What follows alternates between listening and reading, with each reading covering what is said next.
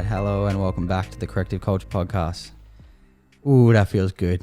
Yeah, man, how soothing. It's been a while. Yeah, it's been a while, and like I just had like a joint before after training, and then I was just sitting here, that music was playing. It was just like, oh, that's so nice. It brings you into your parasympathetic. Does it? Well, I mean, it does for me right now. It's that nice, like calming music. Nice. So since the last one, you finished the gong.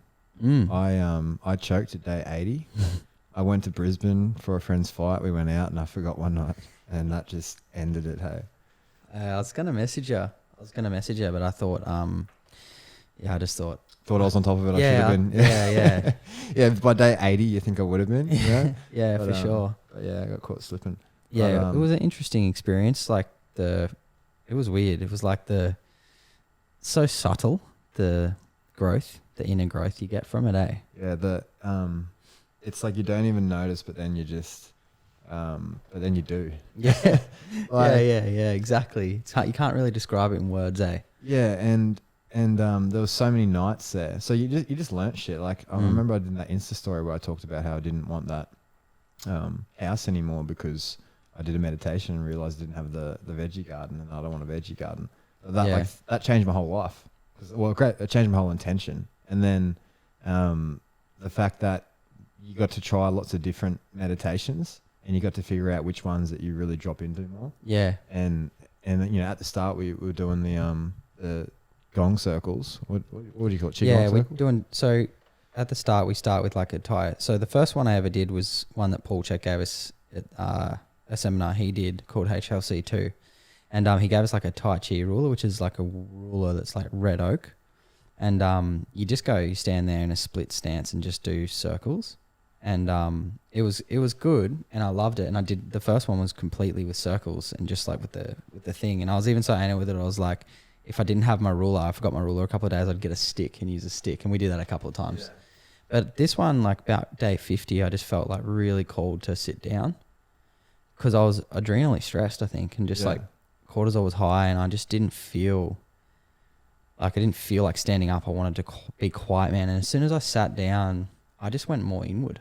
It was a much better experience for me. What was it guided, or was it like just silence? Yeah, it was guided for the first couple. I did a couple with just like Tibetan drumming or something like that. But it's, what I got out of it was like, it's work, like the feeling. It's meditation is work for the first bit. Yeah.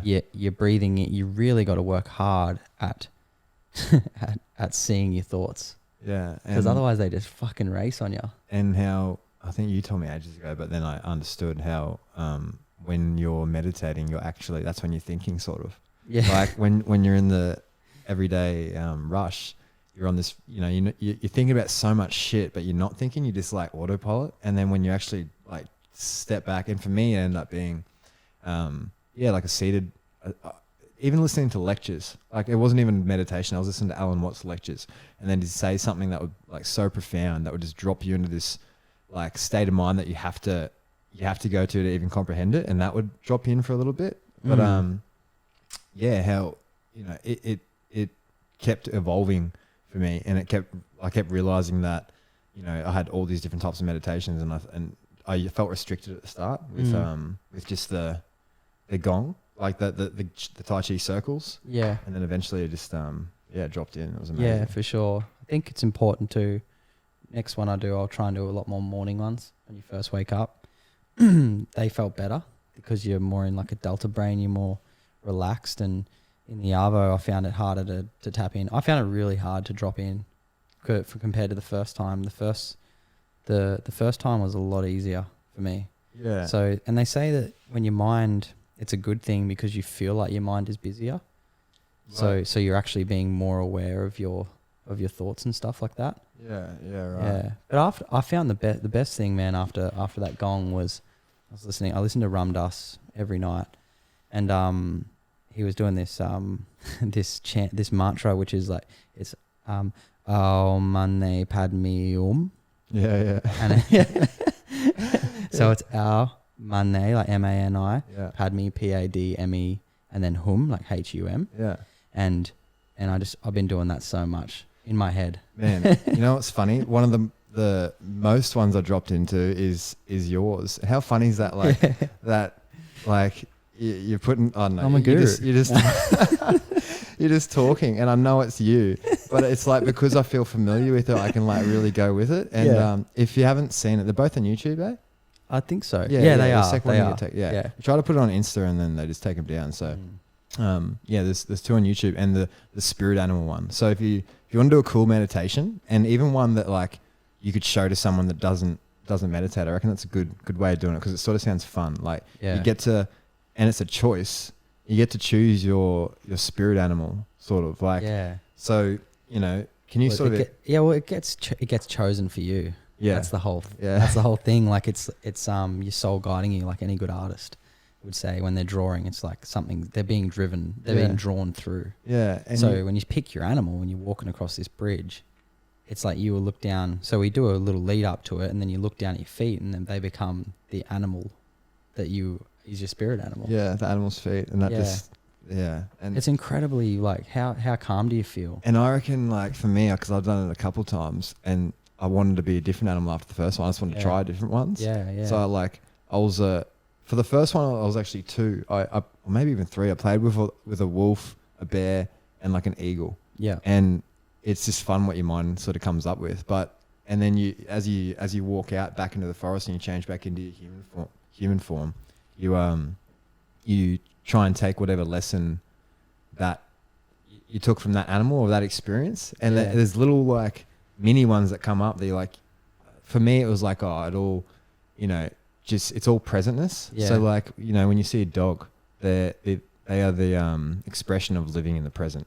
Like, you know what I mean? You could belch your dog in the morning, and by the time you get home, it's happy to see you. So it's like, not that we do that. Rami's a good boy. Sometimes you want him, but fuck. Oh, yeah. Oh, dude, I didn't tell you that he heard thunder. Did Jamila tell you? Oh, no. So there was a thunderstorm that came in earlier, and he was at the door, and he's never heard like lightning crack. True. So lightning. He wouldn't have. Nah. So he was at the door, and lightning cracked. Yeah. And he went and ran up to go up the stairs, but his legs were so lanky they were slipping out to the side, and he was falling on his stomach. And then I was like, "What the fuck?" And I look over, and he did one of those spray shits again. No way. No way. So he just was spraying shit everywhere. Because he was so scared. Was it smell like the fish? Yeah. So sure. He sprays like some form of seafood anal gland shit, because it always smells and it always smells like. Last time it happened, because it's so minuscule you can't even see it. But last time it happened, I fucking checked the bin because I thought I had leftover oysters I left in there or some shit. And do you know what that is though? The anal glands in the dog or whatever. Yeah, no. Yeah, so it's when their diet's not on point. So like if sometimes he'll just he'll eat some, like I've got a wrap or something, and he'll have some of that. And for a dog, it's not good. So I notice that he'll smell if I feed him like wrap or like hot chips, if he ever had hot chips or vegetable oils or anything like that. Yeah, right. Like if it's nothing but raw meat, he's fine. Yeah. But dude, I've noticed like to the T, the night before, the next day, he's like, he smells a bit. Yeah, just like all of us, smelly people. How like that's a good point. How we were talking about yesterday, how you look tired, and then we all just then, all right, what did you eat yesterday? Yeah. And I was like, do you have vegetable oil? And he's like, actually, you're like, oh yeah, I had some chips or something. So we always know now. Yeah. After you get healthy, and then you don't get healthy, and then you get healthy, and you do that 50 times over. What foods you eat, what certain symptoms they bring on. Yeah. It's an absolute curse, eh? Because like when you feel so good and you start eating good and you're training and everything like that, you just like, if you don't do it, you feel shit. So I still want to have a life where I can go out and eat, but I know, man, if I have vegetable oil, I feel fucked and I look tired. The next day or every time. It's like and I feel inflamed. Yeah, it almost looks like you're holding, and so do I, like you're holding to water weight, especially in your face. So if I wake up the next day and for sure, and have like puffy eyes, and it feels like they just want to stay closed when you wake up. Yeah. Like you're super tired, but I think it's the eyes. I'm unsure about that still. Yeah. But it's like you haven't slept well. And I just think, oh, fuck, that's vegetable oil. And because every time I have Thai, that happens. Yeah. And every time I have some ridiculous feed. Fuck, anything, man. Like, I've been eating really good this week, and my moods are just so much better. I feel so much happier. Yeah. And I'm not like as edgy. Yeah, the 4 doctors. Yeah. Yeah, man. I was, it's that connection is probably one of the biggest. It's like we said, unplugging out of the matrix. It's like it's a concept of thinking that's like, oh yeah, sweet. Now it's like it's not so complicated. Like there was you know, like you and both of I have had clients where, you know, I had a girl where her stomach blew up every time she ate gluten, but she went and got the test and it said she can eat gluten. It said it was, you know, and then she was like, oh no, I can have it, but every time I eat it, my stomach swells up. But because the test said it, you know, and that's so common with everything. Like, so if I wake up and there's any pain in my body, automatically I think not so much what have I done, I think what I've eaten. Yeah. And that's like, yeah, that's so true for many people. They just don't know it. Yeah. And how hard is it sometimes? Well, not hard. It's common to fall out of eating good. Yeah. Like you'll be like on point for a month and then, or 2 weeks. And then you're like, you just kind of get busy with life and other things. And then you forget about, and then you're like, it's been 3 days and you've been kind of on the run grabbing things, or still eating okay, but not, you just notice. Yeah, like I notice massively, especially as I get older. I'm in my 30s now. So it's like, and you always feel rushed in that time too. Yeah. Yeah. You always feel rushed. Yeah. You feel rushed whenever you're eating out all the time. It's also new, man. I don't know about you, how you're feeling with it all, but it's also new to me to have like so many clients and then another job and then trying to juggle your food and then trying to have time for everything. Yeah. And then like having a busy calendar that you've got to prioritize your health first. Like obviously food, good, healthy, organic food is number one. Yeah. Good water and all that.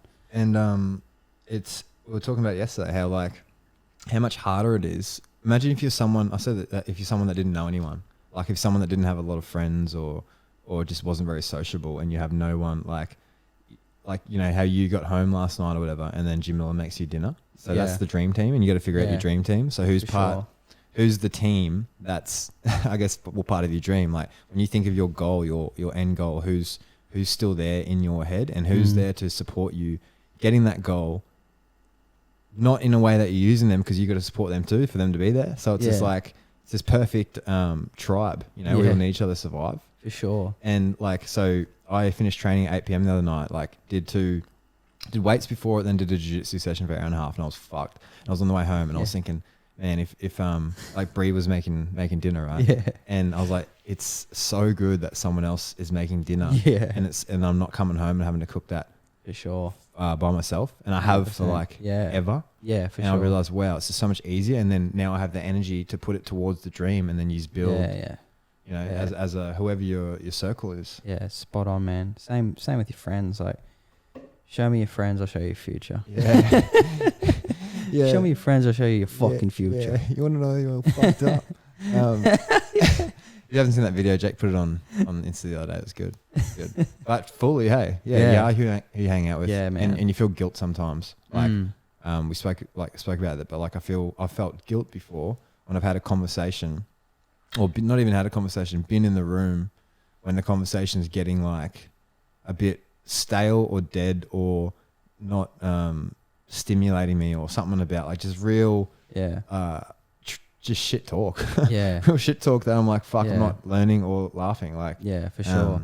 So, you know, and you feel guilt that these are the people that you hung out with for a long time, and you feel that sometimes. So, but now you get old and you're like, oh, these are my people. These are my tribe. These are the people I relate to and like to spend my time with. And for sure. If one breaks away, if one of you's like, take the first step in that initiative to whatever it is you dream or your goal, watch everyone else do it. You know, it's all. Fuck, man, it was hard to like go full on into this, and I know I've spoke to you about it before, like going full into health and going into love and life and speaking your truth. Especially like lately I've been having this, like, it's been cool. I love doing all that funny shit I do, and I love being awkward, and that's what really lights me up. It's my art, you know what I mean? Yeah. But then I'm teaching my clients about life and love and how to love properly and how to feel good in your body and all this other serious stuff. And for a while there, I thought I could only be one. Yeah. I couldn't like mix them. Yeah. So now I'm trying to. But it makes you way more interesting if you do.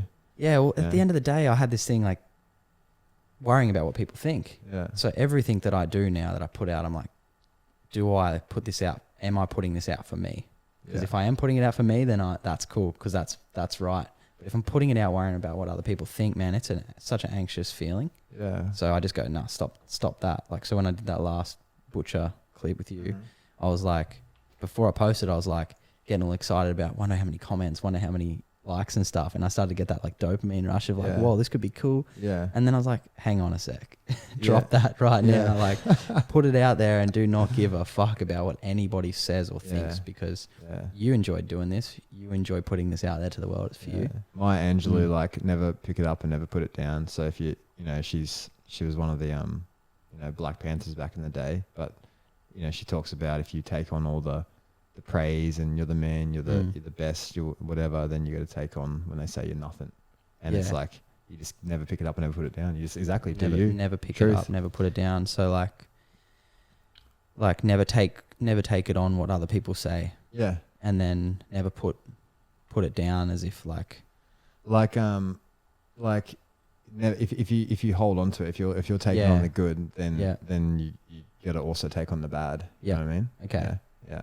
Yeah. Is that the author that my it's a sick thing on YouTube. Maya Angelou, Dave Chappelle, Iconoclast. It's good. Oh it's just after he left the Chappelle show and this whole thing, corruption and whatnot, and then the best way I can describe her is like the Oracle of the Matrix. Yeah. She's like the Oracle of the Matrix, and she's just like, when she speaks, it's poetry, and you just want to complete wise woman archetype. Yeah, like exactly. To the T. Yeah, the definition of a wise woman archetype. Yeah. But how's like your new character Butch? That was classic. But how's we were at I reckon the one we got to do is the other day we were Cotton Tree, and then we're just gonna go up to people.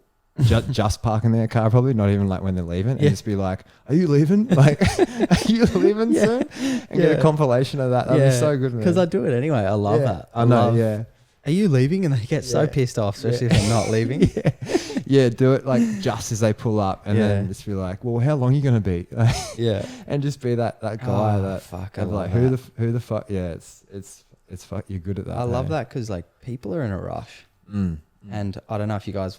Look, this guy called Funny Marco, I follow him on, and he's just so good, man. That's my humour to a T. I fucking love it. Yeah, that is. Check it out on YouTube. He's amazing. Yeah, he interviews people and like puts the mic in weird places near their head, like sort of up, so that their chin's looking up at the sky, and then he puts it down. They go like, look down, just shit that makes me laugh. Hey, fucking so good. So today, like, me and Jake are starting. I mean, we're nearly done this online programs. Yeah. So it's basically an online version of correcting posture. At the start, we're going to do, because most things are pelvic driven in my opinion. Sort of like when you're coming at it from a mechanical point of view, you correct the pelvis and you see a lot of things sort of come back into play. Yeah. But so we're going to have our first two at too much lumbar curve and like a sway back, a sway back. And basically what you can look at is, I did it with someone today. We did about a 2.5 hour session, and it's we just posted on Instagram and Corrective Culture. You can check it out with the factory surfboards. But he's got the typical fucking sway back posture, right? So, and a lot of people have that posture, but just like not as bad. But he's got it real bad. That's why I wanted to do a session with him. Yeah. And basically we did exactly what's going to sort of be on those online programs, hard out. Yeah. But there'll be more on there, and be the first step. I think it's like good, for us to grow, because like we're both maxed out with clients and juggling that and also having a life, but now we can help like a shit ton of people, because from clinical experience, everything's led by the girdle or the neck most of the time, or the eyes. It can be a lot of things, but I think this will help a lot of people, and I think it's the first step to doing so, because there's nothing like it. I know there is nothing like it out there. Yeah, exactly. It's like it'd be like an 8 to 10 week thing, but and you can follow it week to week. That's the best thing. It's like each week you're gonna do stretches this week, you're gonna do deep tissue this week, then you're gonna start your phase 1, phase 2 stuff. I mean, it'll be a lot of phase 1 stuff, a lot of just posture correction, but really like for it's not said in the video so much, but people that do get it, it's like you really want to.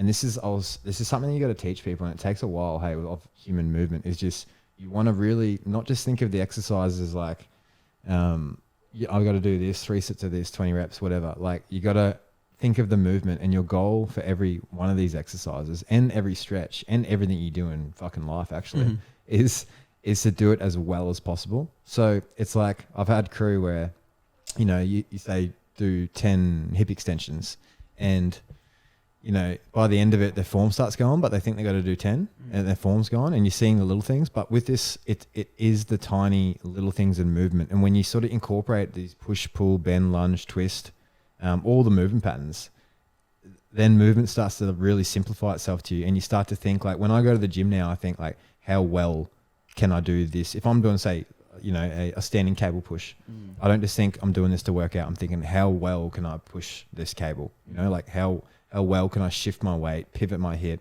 feeling that my core's on, feeling and actually feeling your spine. And this is what I reckon takes a while to learn is feeling where the compression is in your spine and how much you have to tilt your pelvis forward or back for you to alleviate it.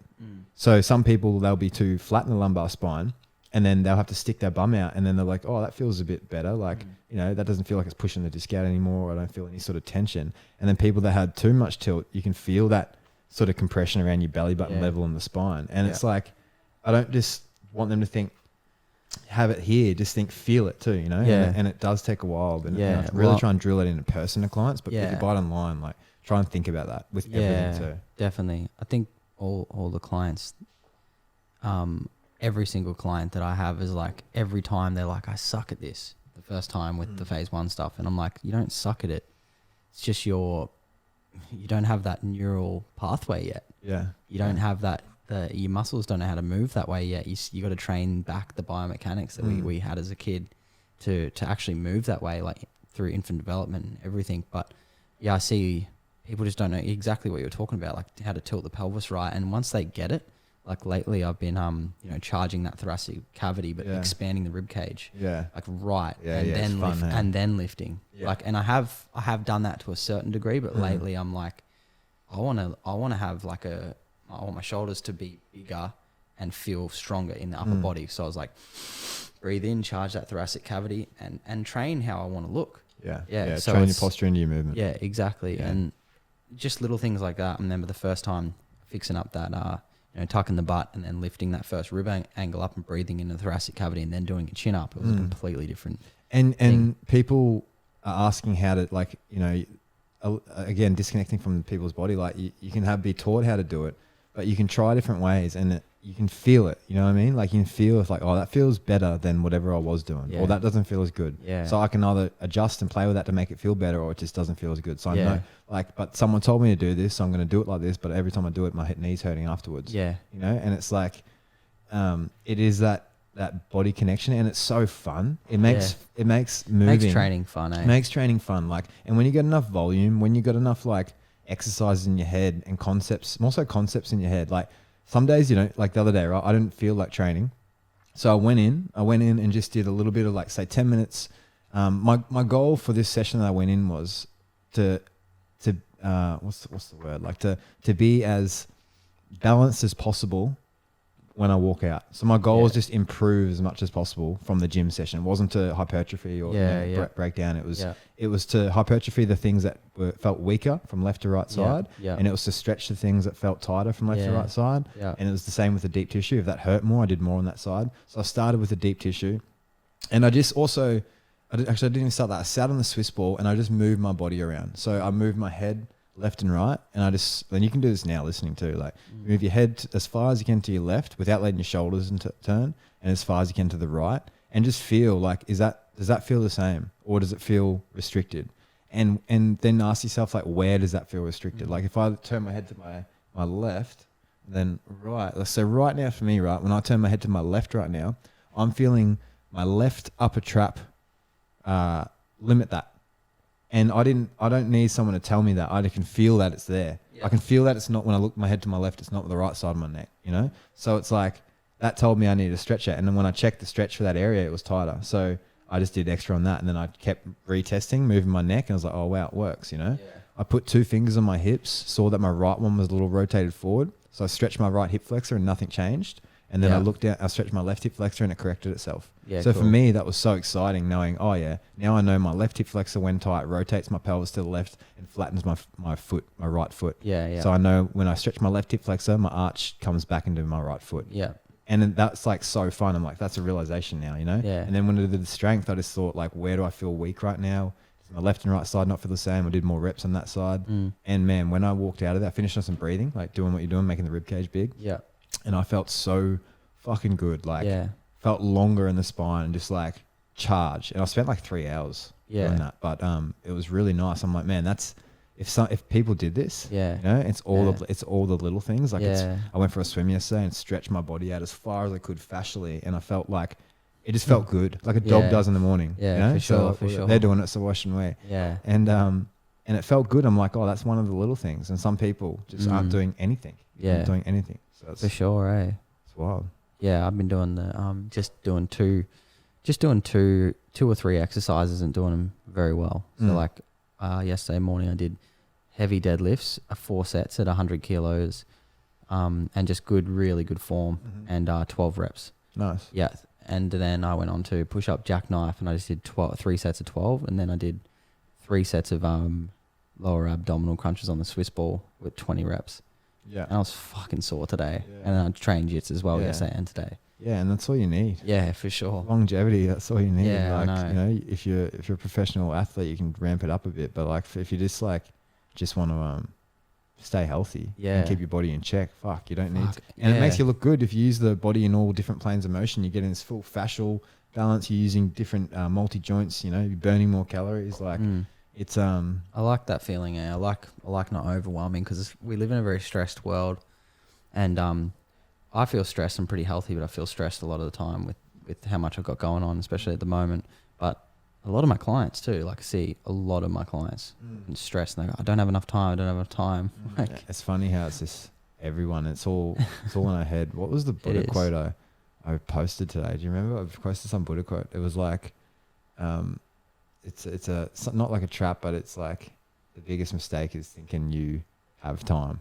Yeah. Like fuck yeah. Like, and practice non-doing is a big one. What's that? Like, practice doing nothing.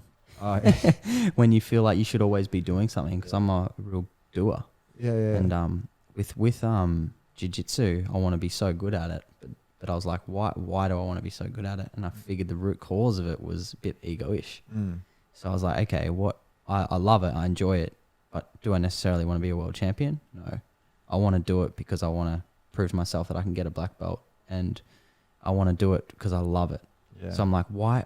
And then I realized that I'm thinking that everyone in the gym is thinking that I need, that I'm not good at, because I'm only blue belt. I've been blue belt for nearly like over 2.5 years. Yeah. And I'm like, fuck, when am I going to get my purple belt? I want everyone to think I'm good, so I got to go more. And man, that has been creating so much fucking anxiety for me. Yeah, how good is that? I know. That's so good that you witnessed that. I know. So lately, I've just been like, I've fully stopped that, and it feels so good. Yeah, I've been rolling way better. Yeah, feeling happier. Not like getting aggressive to people that usually I'd be aggressive with because I want to beat them. Yeah, it's all good. I'll have my fucking blue belt for another 4 years. I don't care. Yeah, it's a nice feeling. Yeah, and that comes back down to like just doing that one thing as good as you can. Yeah, and that's funner than going in there with, whatever, like that sort of anxiety on the back. So it's like how well I did the other day, man. I was real fatigued at training.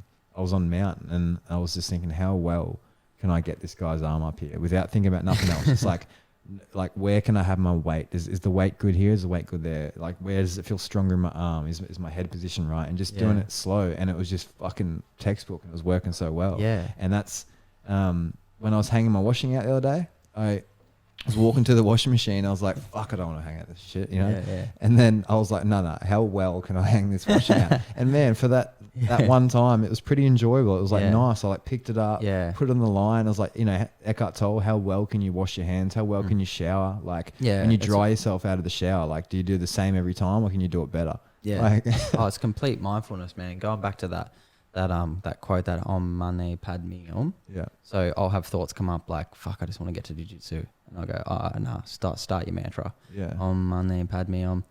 Anytime I feel a thought that I don't like come up, it just switches to my mantra. Yeah, it's right. Like, it's crazy. And I reckon I do it a lot during the day now. Yeah, okay. In your head?